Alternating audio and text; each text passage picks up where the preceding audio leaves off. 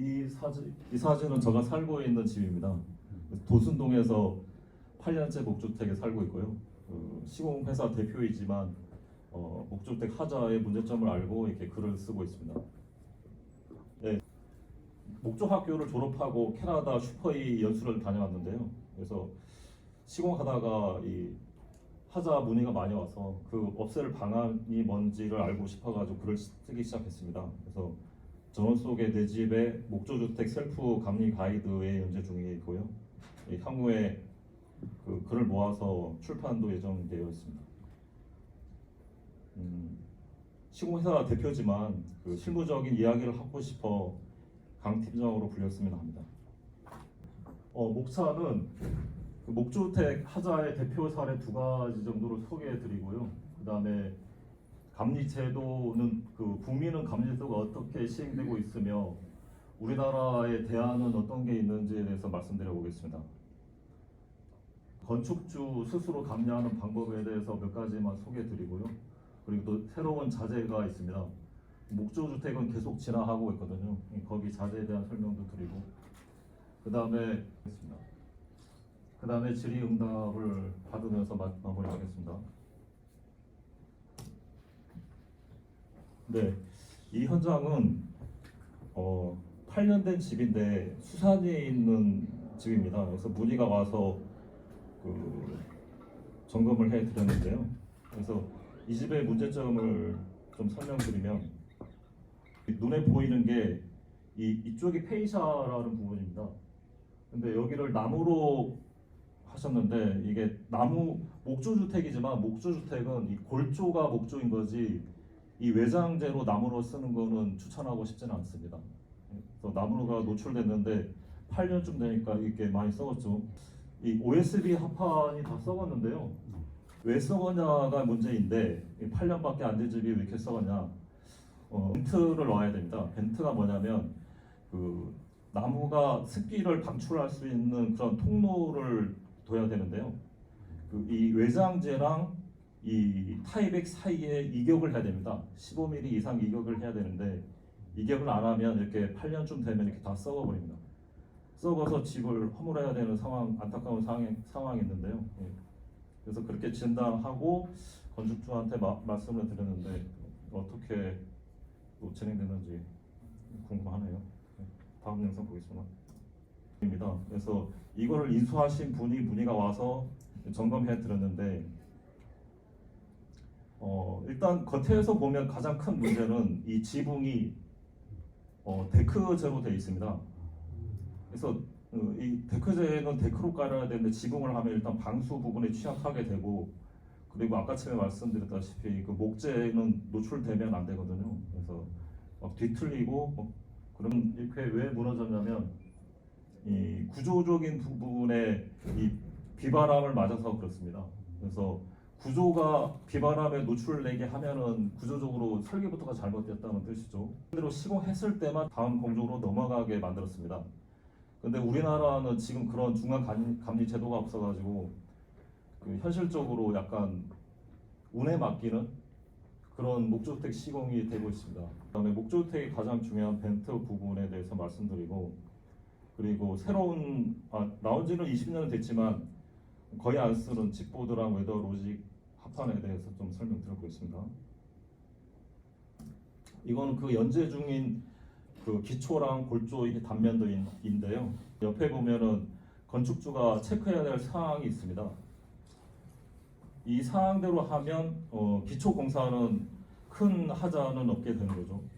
그래서 여기 나와 있는 터프하기 깊이라든지 자갈 두께, 그 다음에 비닐의 두께, 그 다음에 철근 어떠한 굵기로 어떠한 간격으로 해야 되는지, 그 다음 콘크리트 타설할 때 두께는 얼마 정도 돼야 되는지, 그 다음에 성분은 뭐 자갈 굵기, 호칭 강도, 뭐 슬럼프 이거는 저기 타설할 때 그 레미콘 회사에서 주거든요. 그래서 그걸 보고 점검하시면 되고, 그 다음에 에라카는 뭘로 해야 되고, 뭐 재질과 두께와 길이 이런 것들을 포함하고 있습니다.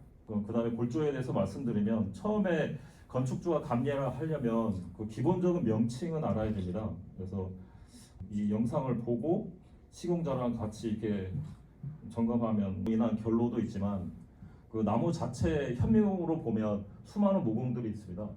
그 모공의 전국에 이거는 동결선 지도입니다. 그래서 그 기초를 팔 때 동결선보다 밑으로 파서 시공해야 된다는 그 라인 얼마나 파야 되는지 그거를 나타내는 지도이고요. 그다음에 철근 시공에 대해서 이렇게 설명하고 있습니다. 전체적으로 다 이거 읽어드릴 수는 없고 한번 보시면 될 것 같습니다. 이거는 타설했을 때 그 콘크리트 성분표이거든요.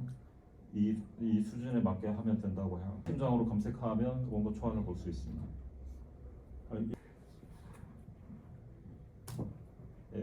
너무 빨리 끝났나요? 영상이 없어도 유튜브 플레이 안 되나요? 이게 안 되는데요? 직접 유튜브 들어가서. 아 그럴까요? 저기 쪽 세대를 유튜브도 안 돼. 반갑습니다. 강 팀장입니다. 이번 공정은 목조주택 시공의 첫 공정인 콘크리트 기초에 관한 설명입니다. 현장 지면을 충분히 다지고 주택 위치를 바닥에 표시하여 석파기를 동결 깊이와 자갈 높이를 더한 만큼 외벽 라인을 따라 파괴됩니다. 데크제를 했고 타일링을 하고 합판을 했네요. 근데 이게 합판이 썩어서 지붕 데크제는 지붕제가 아닌데 그 지붕제를 해가지고 하자의 원인이 된 것 같습니다. 한번 전체적으로 뜯어보면서 제가 말씀드리겠습니다. 뜯어봤는데 합판은 썩어 있고 타일링이고 데크제로 지붕제를 했습니다. 그래서 근데 뜯어보니까 또 다른 이 반보액이 있고 또 합판이 있네요. 참 신기한 공법으로 지었는데 하자의 주 원인은 지붕에 타일을 쓴 거랑 데크제 정체 불명의 합판 이런 게 아닌가 싶습니다. 네, 감사합니다. 제가 가장 말하고자 하는 핵심은 이겁니다.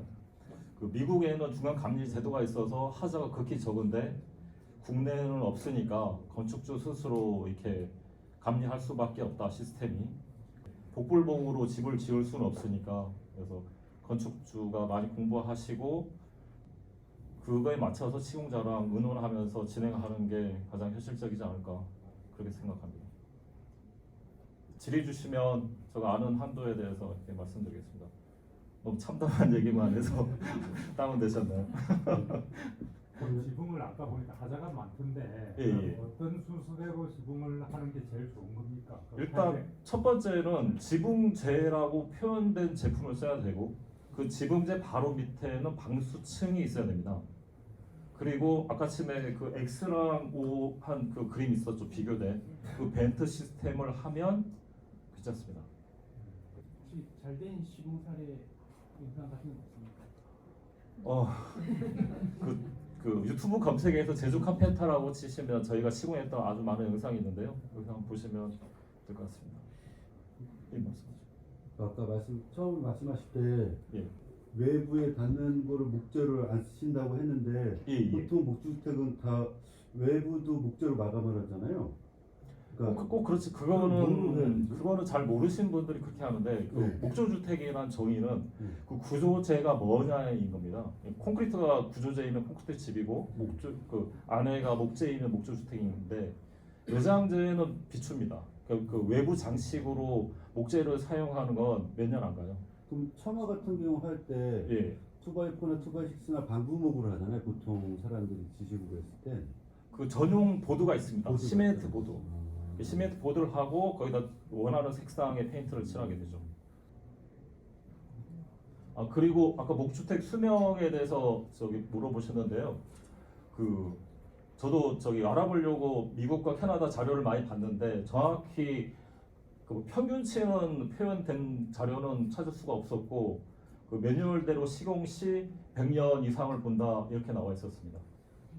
그렇게만 표현할 수 있을 것 같아요. 주택은 불에 안 붙는 인슐레이션을 벽 속에다 하니까 좀 아이러니하지만 오히려 강하지 않나 그렇게 생각하고 있습니다. 겉에서 보면 목조 같이 안 보여요. 외장재를 저희는 벽돌하고 징크를 썼기 때문에 밖에서 보면 목조라고 전혀 안 보여요. 실내 벽만 이게 실내 벽도 뭐 몰라요. 네. 숨어 네, 있어요. 네, 노출돼 있지 않습니다. 실내도 그 이런 아파트가 똑같아요. 예, 그 목재가 벽 속에 있는 거죠.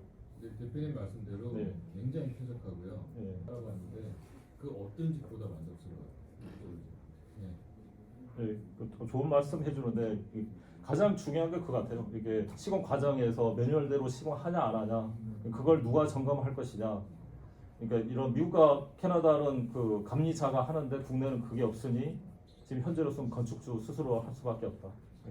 저 강의 내용이었습니다. 네, 감사합니다.